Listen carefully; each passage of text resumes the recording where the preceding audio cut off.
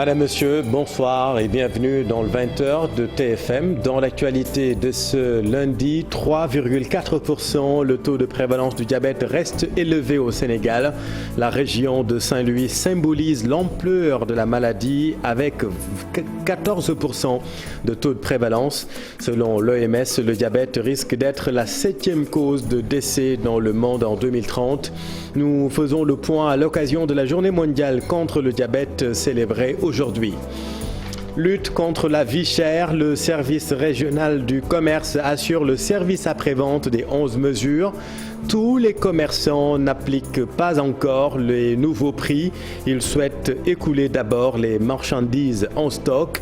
Nos équipes ont suivi la caravane du SRC. Reportage assure. Et puis en sport, en route vers le mondial, premier galop d'entraînement des Lions à Doha. À 6 jours du match face aux Pays-Bas. Les Échos de la Tanière, c'est en fin d'édition. Voilà pour les titres et tout de suite le développement.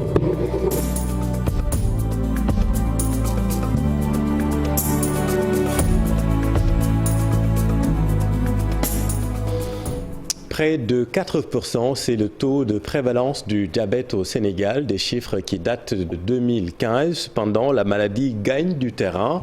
Au centre Marc Sankalé à Dakar, près de 2500 cas sont diagnostiqués chaque année. Illustration avec Fatou Kinedem. De prévalence qui tourne autour de 10%, plus que le taux national qui varie entre 3 à 4%. Il faut agir et vite, selon l'OMS qui alerte. Le diabète sera la 7e cause de décès dans le monde en 2030. L'organisation plaide pour l'accès à l'insuline, aux médicaments, aux soins dans son rapport de 2021. Mais le plus important est d'éviter les facteurs favorisants.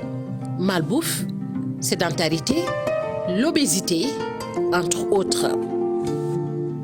Ouais, vous l'avez dit, Fatkiné, Saint-Louis est la région qui symbolise fortement l'ampleur de la maladie. Le taux de prévalence aussi entre 10 et 14%. Une dizaine d'amputations, hélas, parfois par mois. Face à cette situation douloureuse, les patients réclament une structure spécialisée. Voyons tout cela avec Ousseynou Diop et Habib Seck. Le diabète augmente chaque année dans le département de Saint-Louis. Il y a 3 ans, il était de 10%, mais aujourd'hui, le taux est monté à 14%, soit plus de 30 000 diabétiques à Saint-Louis. Beaucoup de facteurs expliquent cette situation inquiétante. Les femmes ont tendance à faire la dépigmentation et à prendre des anti-anorexiques. Donc, il y a beaucoup plus de diabétiques qu'ailleurs.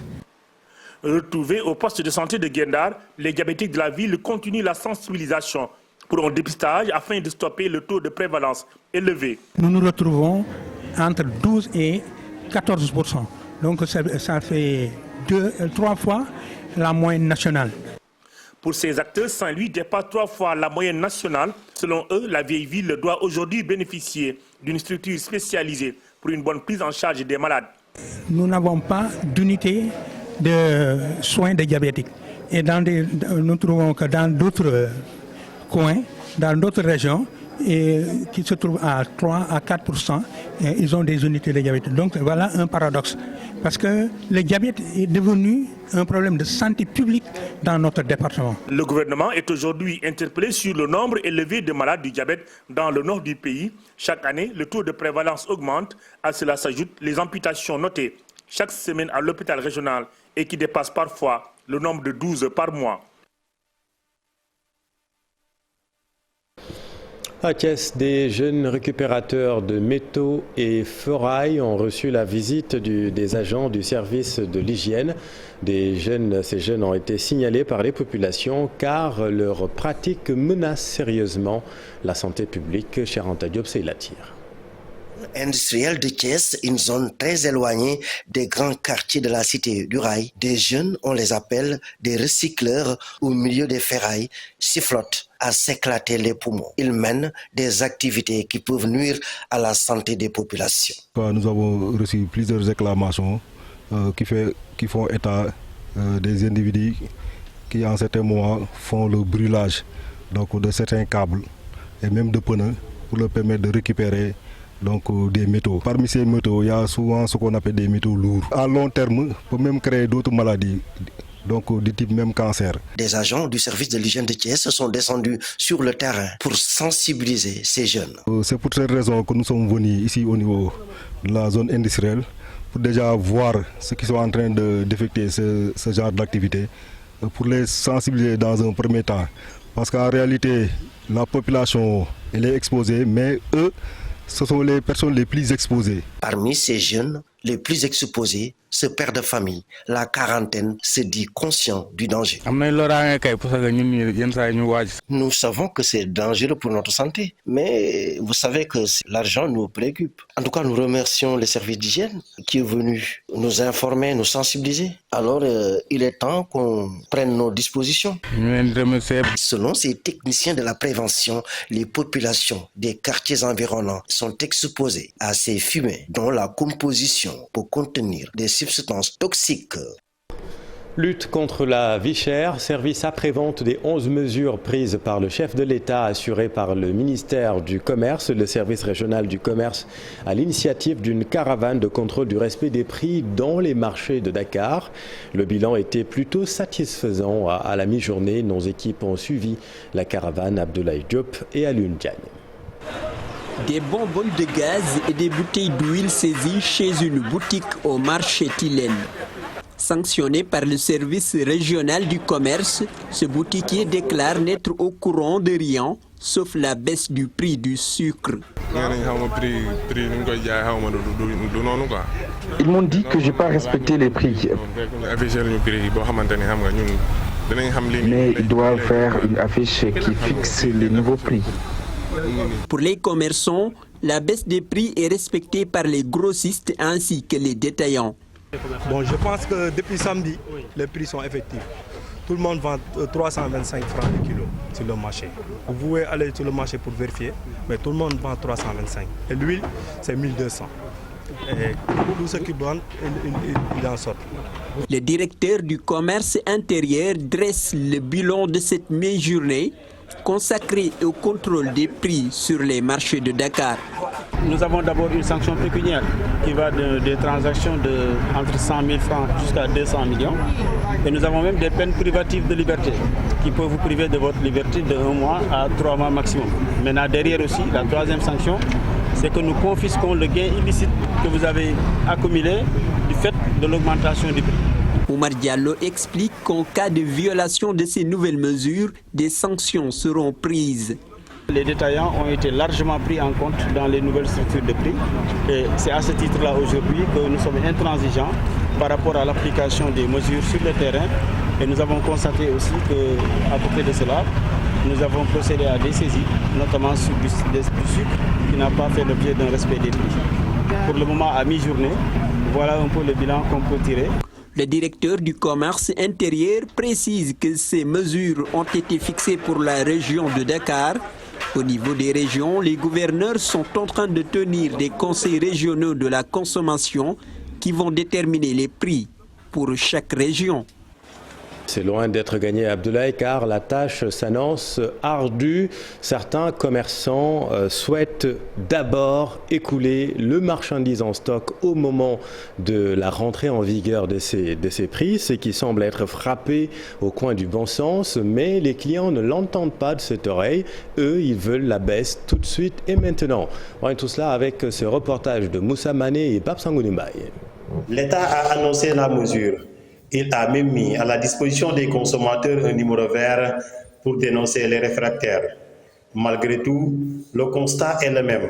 La baisse annoncée en grande pompe peine à être respectée. nguur gi li mu wàññi kenn santiru ko ndax wàññi boo xamante ni loo daan jënd 200 nga dem ñu na la 175 xam nga ne loolu du wàññi buñ ko mënoon am bu ne 100 francs sax baax na fu nekk ni léegi kenn toogatul xaar reer ndax añ bi ngay añee moom ngay reere. mais si borom pikit yi la mais xam nga buñ na yokk ñoom ñëpp a yokk mais buñ na wàññi nañu wàññi te yàlla tax ñun sonn nañ. Ces commerçants, pointés du doigt comme étant ceux qui refusent d'appliquer la loi, certains boutiquiers n'ont pas voulu se prononcer sur le sujet. Patron, ça va? Yaa ngi si jàmm. Waaye ñu dañoo def benn reportage TFM ci cherté prix yi bon dañu naan souvent borom boutique yi ñu bëggoon am seen version ci loolu la xam. patron bi daa bougé. d'accord. gramme bi nag dafa gën nii quoi moom la dafa am ku ma xaar nii quoi daa génn. gramme dafa génn. Il nous a fallu une autre stratégie pour les convaincre. balaa ngaa wàññi ci point final bi da ngay jéem a wàññi ci point bi fa mu jógee ba pare après nga contrôler lépp boo contrôler lépp parce que ni tey bu jëndee benn saaku ceeb tey 19 000 wala 18 000 mënul jëndee 350 mu jaay 325 loolu kese la. Cette femme est venue chercher du gaz butane. Elle estime que l'État du Sénégal a une part de responsabilité dans cette situation. na ñun ñii duñ leen boole ñun de ndax l'État dimbalewuñu dërëm te ñii bu ñu banquee ñoo ñuy lebal du yàgg ba ñun ñu jóg boole leen faay bi foofu la suñu complicité lañu parce que État dimbaliwuñu ñii nag suñu banquee ñoo ñuy lebal duñ leen jéem a boole parce que li tax du leen boole dañoo am ñoo xam dañu leen a recruter pour ce travail comme que ñooñu nag mënuñu wàcc sur le terrain pour régler situation bi ñun population bi duñ ko def. La bataille est bien partie entre État, grossistes, détaillants et consommateurs. Reste à voir qui aura le dernier mot, même si au marché, l'adage voudrait que le client soit traité comme un roi. Normalement. Merci beaucoup Moussa. Lutter contre les aménagements des zones non constructibles, mais aussi faire face aux différents fonciers, tels sont les objectifs visés par la DSCOS et l'ANAT. Les deux institutions ont signé une convention permettant de renforcer la capacité des agents de la DSCOS. Pour plus de détails, Mamadou Fall et Mamadou Diop. Le foncier est un domaine très important pour le développement économique et social de notre pays, mais un domaine à problème qui impose une régularisation et une surveillance accrue. Pour s'y atteler, les agents de la DSCOS ont subi un renforcement de capacité dans le dessein d'être plus opérationnels. Bénéficier de multiples acquisitions, vous avez simplement parlé du système d'information géographique. C'est tout ce qui concerne le terrain en matière foncière, en matière de situation juridique. Il y a également ce qu'on appelle l'utilisation des drones. Ça, c'est important. Des GPS, c'est important pour nos géomètres. Mais et surtout la production de cartes. Aujourd'hui, nos agents sont en mesure d'aller sur le terrain, faire de levée topographique et revenir à la base, faire une reproduction cartographique qui pourra être utilisée par tout le personnel. Je pense que c'est des acquis de taille qui aujourd'hui permettraient de mieux asseoir notre position par rapport à la mission. Une formation qui va beaucoup aider le pays selon la direction de l'ANAT, surtout en matière foncière. Ça va beaucoup aider le pays par rapport à des décisions liées aux fonciers surtout. Le matériel, nous avons aussi l'ingénierie. Nous avons la chance d'avoir digitalisé tout le pays. Nous avons la cartographie de notre pays. Aujourd'hui, nous sommes en mesure de vous dire, en fait, si vous nous soumettez un plan, nous sommes en mesure de vous dire où se trouve exactement le plan. Cette formation va participer à la surveillance des zones non constructibles, mais aussi éviter le maximum de conflits fonciers. Dans le reste de l'actualité, l'intersyndicale des travailleurs du secteur primaire a déposé une plainte ce matin auprès du procureur de la République. La plainte vise le directeur général de la SOGAS pour mise en danger de la vie d'autrui. Il lui reproche d'avoir autorisé les abattages clandestins depuis la grève des vétérinaires, ce qui constituerait un danger pour les populations. Voici Oumar Dramé, membre de la cellule de communication avec Chérif Dia. Notre venue au palais de justice s'explique par une plainte qu'on vient de déposer auprès du procureur de la République contre le directeur de la SOGAS pour atteinte à la vie sanitaire des Sénégalais. Parce que depuis belle lurette, nous avons fait une alerte à travers les médias et partout que le directeur de la SOGAS est en train de mettre en danger la vie d'autrui. Parce que vous savez, quand le secteur primaire est en mouvement d'humeur, les vétérinaires et les agents du ministère de l'élevage qui sont chargés de contrôler la viande, mais ces derniers observent scrupuleusement le mouvement d'humeur. Mais par contre, le directeur de la SOGAS a autorisé l'abattage clandestin des viandes, ce qui est en porte-à-faux avec les lois qui régissent notre pays. Parce que le décret donc 89-543 est clair. Donc seuls véritablement les vétérinaires et les agents chargés, donc assermentés, qui sont habilités à faire les inspections au niveau des abattoirs. Mais nous assistons véritablement donc, à un danger réel de la population orchestrée par donc, le directeur de la SOGAS. Campagne de commercialisation de l'arachide. Les producteurs sont libres de vendre à plus de 275 francs le kilogramme d'arachide si l'opportunité se présente, selon Ali Oudja. Par ailleurs, le président des forces paysannes affirme que le bilan de la campagne agricole est plutôt mi-figue, mi-raisin. Point tout cela avec Mamadou Moustapha Ndiaye et Sidi Thiam. À tirer le bilan de la saison des pluies. Pour le président des forces paysannes, beaucoup d'agriculteurs n'ont pas une grande production, surtout certaines variétés comme l'arachide et le niébé. Il y a des zones où effectivement la production est extraordinaire et dans toutes les filières, que ce soit l'arachide, que ce soit le maïs, que ce soit le mil. Par contre, vous allez au centre du pays, vous trouverez des zones où pratiquement il n'y a presque même pas d'arachide. Dans cette zone, pratiquement, il n'y a pratiquement pas de production. Cependant même, le niébé qu'on cultivait et qui était la principale culture dans le Ndiambour et dans le Djolof, il y avait d'abord des attaques de chenilles. Ça a posé problème. Et quand ils ont ressemé, ils n'ont pas eu effectivement l'espoir escompté. Pour la campagne de la commercialisation de l'arachide, dont le prix est arrêté à 275 francs le kilogramme, l'avocat des paysans éclaire la lanterne des agriculteurs et producteurs. Le 21 novembre, la campagne de commercialisation va démarrer dans tout le pays. Le prix aux producteurs est fixé à 275 francs. Par rapport à l'année dernière, il y a une augmentation de 25 francs. Mais sachons que c'est un prix plancher. Le gouvernement veut protéger le producteur et il ne voudrait pas qu'on achète en deçà de 275. Aludja a encouragé les agriculteurs à faire le maraîchage dans certaines zones du pays, tout en variant les cultures pour atténuer leur souffrance. En saison sèche, faire de sorte qu'on procède à l'horticulture, effectivement, pour le maraîchage au niveau des zones.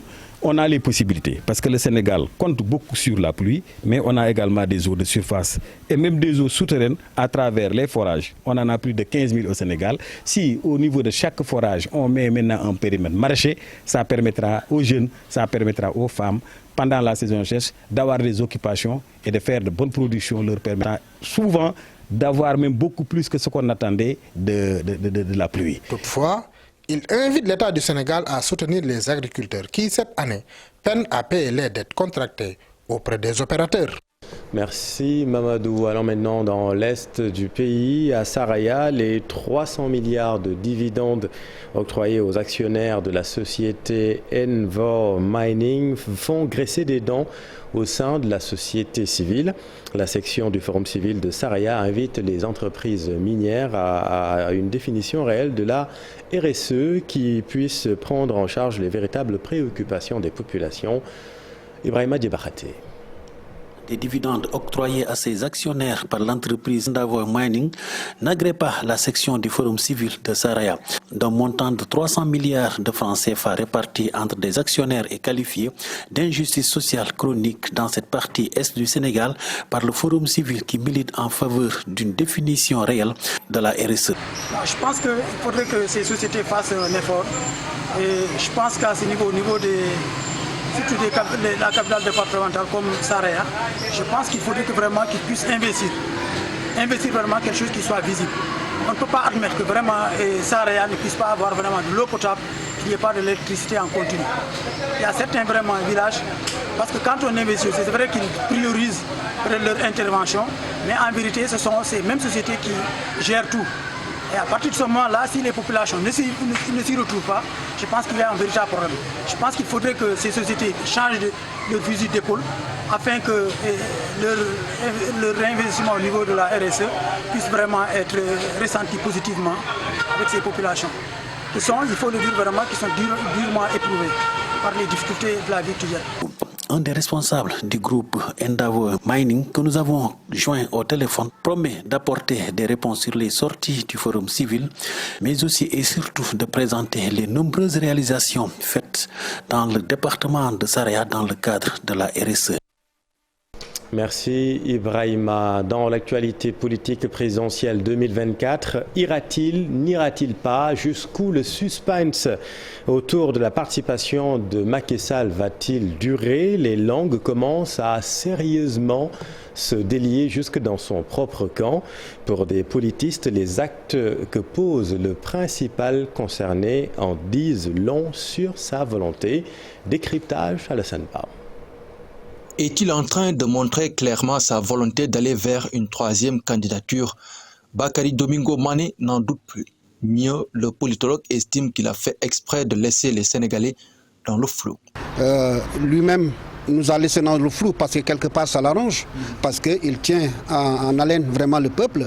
Les gens en parlent tout le temps parce que le jour où il décidera de dire voilà ce que j'ai décidé, finalement il n'y aura plus de débat. Mais le débat l'arrange actuellement, surtout au moment où il y a des problèmes pressants, n'est-ce pas, concernant la vie des Sénégalais.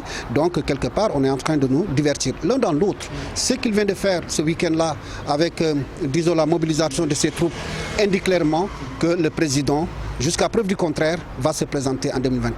Le lancement de la vente des cartes entre dans le processus naturel d'animation d'un parti politique, estime ce responsable de l'Alliance pour la République, qui se veut clair. Si la Constitution le permet, ils feront du président Sall leur candidat en 2024. C'est notre souhait, en tout cas, parce que nous estimons que si la Constitution le permet, ce qui me semble être une forte probabilité, au regard de la lecture que les spécialistes en ont, j'estime en tout cas que nous n'avons pas meilleur porte-étendard que le candidat Macky Sall pour porter les idées, mais aussi continuer la dynamique qui est déjà engagée d'un Sénégal qui va vers l'émergence naturellement.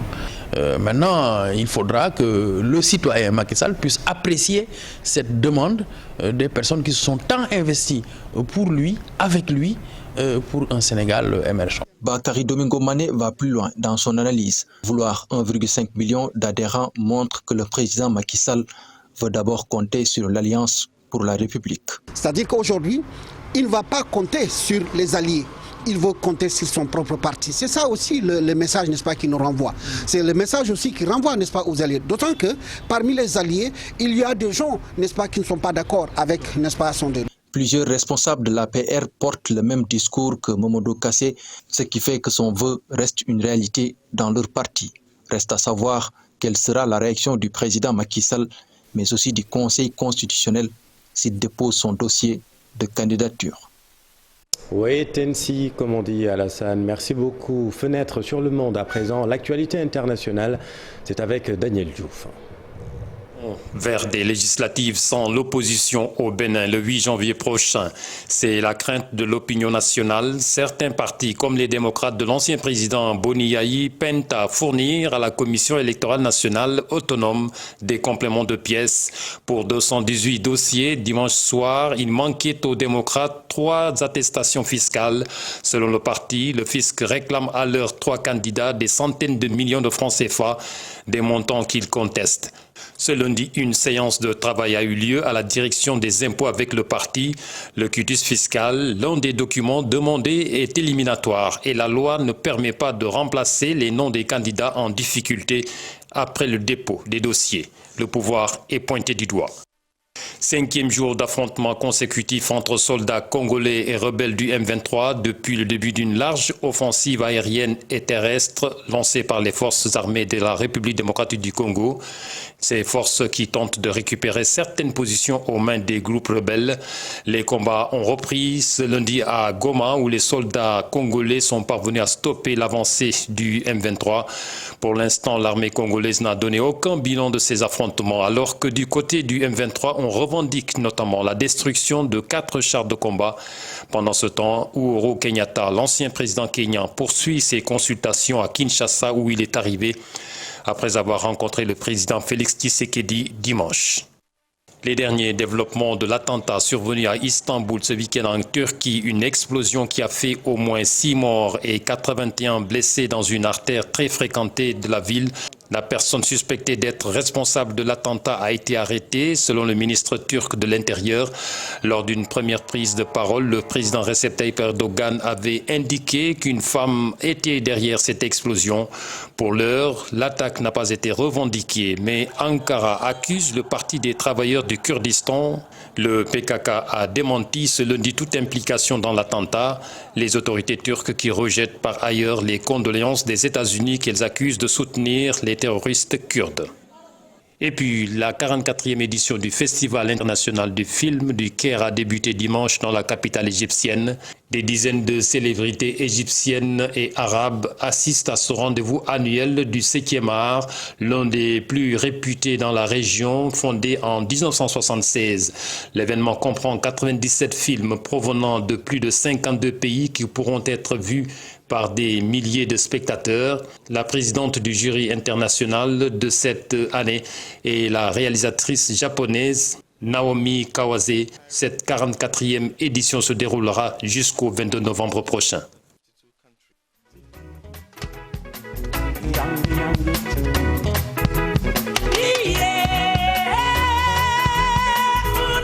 En route vers le mondial, en route vers Doha, où les Lions ont tenu leur premier galop d'entraînement, plusieurs joueurs ont participé à cette séance de récupération active, comme on dit. Voyons tout cela avec Mamadou Fall. Les Lions du Sénégal ont entamé leur préparation de la Coupe du Monde 2022. 16 des 26 sélectionnés ont participé à la première séance d'entraînement dans les installations du Duhail Arena de Doha. Ouvert au public lors des 15 premières minutes, l'entraînement s'est déroulé sans beaucoup trop d'intensité. Pendant ce temps, le reste du groupe a quitté Paris pour rejoindre Qatar. La star de l'équipe nationale, Sadio Mané, est lui toujours aux soins en attendant de nouveaux examens à la fin de cette semaine. Les Lions, champions d'Afrique qui nourrissent beaucoup d'ambition dans ce mondial, vont recevoir le drapeau national des mains du chef de l'État le 20 novembre prochain, veille du premier match du Sénégal face aux Pays-Bas. Et les autres informations relatives à ce mondial, le Marocain Amin Harit forfait, et puis le Ghana qui publie sa liste de 26 joueurs, la Tunisie qui publie également une liste avec des habitués à l'appel, le récit de Cheikh Sadibou Diarra. À moins d'une semaine du début du mondial Qatar 2022, les listes des joueurs de pays qualifiés lundi. Une liste sans surprise. Le sélectionneur Djalal Kadri a fait confiance aux habitués, à leur tête Youssef Sagni et le capitaine Wabi Kazri. Le Ghana pour sa part publie une liste sans ses deux premiers gardiens qui sont forfaits. Les Black Stars possèdent tout de même. Contre, le Maroc fera sans un de ses talents offensifs, Amit Harit, blessé au genou lors du match AS Monaco Olympique de Marseille de ce dimanche. Un coup dur pour les Lions de l'Atlas qui vont devoir faire appel à un autre joueur. Le bourreau d'Amin Harit, le défenseur monégasque Axel Dissassi, va lui disputer le mondial. Il est appelé pour suppléer Prenel Kipembe, forfait. Marcus Thuram, le fils de Liliane, en grande forme à ce début de saison de Bundesliga, est pour sa part convoqué comme le 26e bleu de cette Coupe du Monde. L'attaquant Javier Hernandez, dit Chicharito, n'a pas la même chance. Il ne figure pas dans la liste des 26 du Mexique publiée ce lundi. L'éternel gardien de but, Guillermo Ochoa.